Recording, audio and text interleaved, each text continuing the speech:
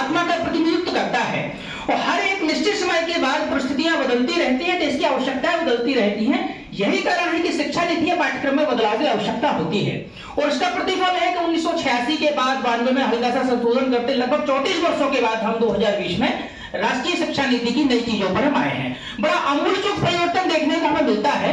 सबसे बड़ी बात होती है, हमारे जो मनोविज्ञानी है वो स्पष्ट कहते हैं कि बच्चे का 85% मानसिक विकास 6 वर्ष की आयु तक हो जाता है। इस बात का केंद्र बिंदु मानते हुए हमारी राष्ट्रीय शिक्षा नीति ने जो प्री प्राइमरी के प्रारंभिक 3 वर्ष रखे हैं उनमें प्ले बेस्ड है, एक्टिविटी बेस्ड है, वो शिक्षण रखा है कि जो 85% मानसिक विकास है वो बच्चों में सुनिश्चित किया जाए। यहाँ हमारा राष्ट्रीय लक्ष्य जो समानता है वो भी होती है, क्योंकि हमारे बहुत सारे बच्चे निजी विद्यालयों में जाते थे प्री प्राइमरी पढ़ने, अब सभी बच्चों को समानता के साथ उस लक्ष्य की पूर्ति होगी और उनको प्री प्राइमरी एजुकेशन मिलेगी।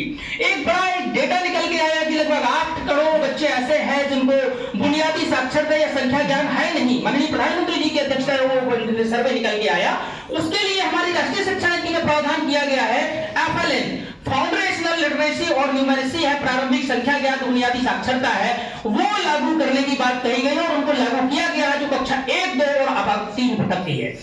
सबसे बड़ी बात, बच्चों में एक स्वावलंबन की बात एक बहुत बड़ी समस्या थी। हमें कक्षा 8 से उसकी 6 से 8 से उसको जोड़ दिया गया प्रोजेक्ट बेस कि जो स्थानीय समुदाय के स्तर पर व्यवसाय होते हैं उनके प्रति सम्मान जागृत करने के लिए विद्यार्थियों में नैतिकता चारित्रिक गुणों का विकास करने के लिए प्रोजेक्ट पर 15 दिन 1 महीने उनके साथ काम करेंगे, उस पेशे के प्रति सम्मान व्यक्त करेंगे और उस पेशेवर के प्रति सम्मान व्यक्त करेंगे। ये महत्वपूर्ण बदलाव हमारी शिक्षा नीति में आया हुआ है।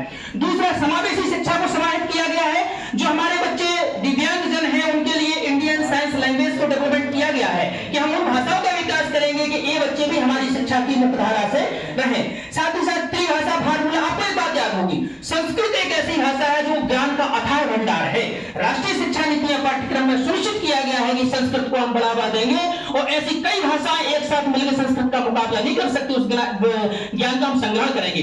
व्यावसायिक स्वावलंबन की शिक्षा देने के लिए प्रोजेक्ट वर्क की जो हमारी व्यवस्था की गई है वो धीरे धीरे आगे तक बढ़ाई गई है।